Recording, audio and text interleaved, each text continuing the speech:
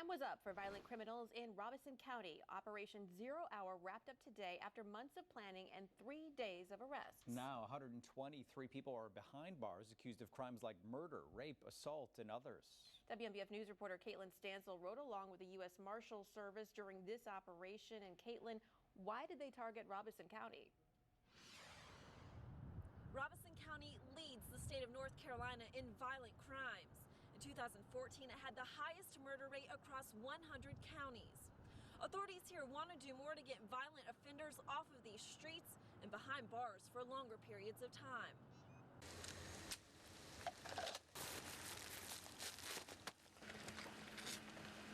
Operation Zero Hour started before dawn. Please drive to highlighted route. As we approach the house, we're going to go past it, maybe a couple car lengths so the other cars can get stationed up. It's always better if we can find them and approach them and have the element of surprise on our side. Come to the door. Local, state, and federal authorities What's he wanted for? went after the worst of the worst. Felony probation, OFA for assault. Is he a sex offender too? Yep, he's a sex offender too. He's got like 4 or 5 warrants also. It's about 5:45 in the morning, and they've already taken in their first person. We're waiting on the transport van to come get him now. Sheriff's office, come to the door. This team, along with at least a dozen others, are in search of violent crime offenders across Robeson County. He says he's got 3 or 4 different addresses for him. But in their search for alleged murderers, rapists, and robbers, sometimes they come across criminals who were not necessarily on their radar. I ain't had no gun, period. But U.S. Marshals say this 16-year-old did have a bag of drugs and money, something authorities are trying to get off the streets of Robeson County. You can take drugs. I don't care whether they're prescription drugs or illegal drugs, whatever drugs they are, you can tie them to everything that's going on. They love it because you got a badge on. Authorities say they see a cycle of crime in this area. Some of them, we put them in the state part and they stay in there a little while and they get right back out and they do the same thing. So we're hoping and praying that some of these bad boys and bad girls, that we can send them away for a good little while. And some believe these crimes are perpetuated by bigger social issues.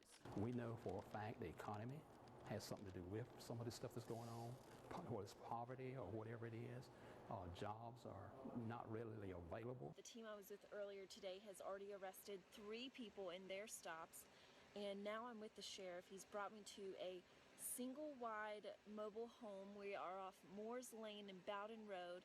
And what's going on right now is the North Carolina Highway Patrol, their tactical team, is staking out a man that is inside. He won't come out. They've knocked on the door a dozen or so times. They say that a rifle may be involved in this as well. Hit that door some way so you can try to get that door open. As the day went on, things got more intense. The people they were going after, more desperate to not go to jail. They may be hiding under the house, in the attic, under clothes. They'll do whatever they can to evade capture. After several hours, authorities were finally able to take this man into custody. He had to be transported by ambulance because of a prior shooting injury that left him with a broken leg. The one thing that we wanted to do here is send a message to the community and to the violent offenders who terrorize these communities that, we are going to work together and we're going to do everything within our power to make sure these individuals are apprehended, and not only just apprehended but then prosecuted. By working with the U.S. Attorney's Office in this operation, authorities are able to pursue longer sentences and keep suspects accused of violent offenses off these streets and behind bars if they're convicted of their alleged crimes. I think the best part of my job is, when we get a case and you've got a victim in that case, I think it's very rewarding when we can apprehend that individual and put that individual behind bars, and so that family can get justice for what has happened. And for Operation Zero Hour started back in January, taking weeks to get all the people, paperwork, and plans in place for this 3-day mission. In Robeson County, I'm Caitlin Stansel for WNBF News.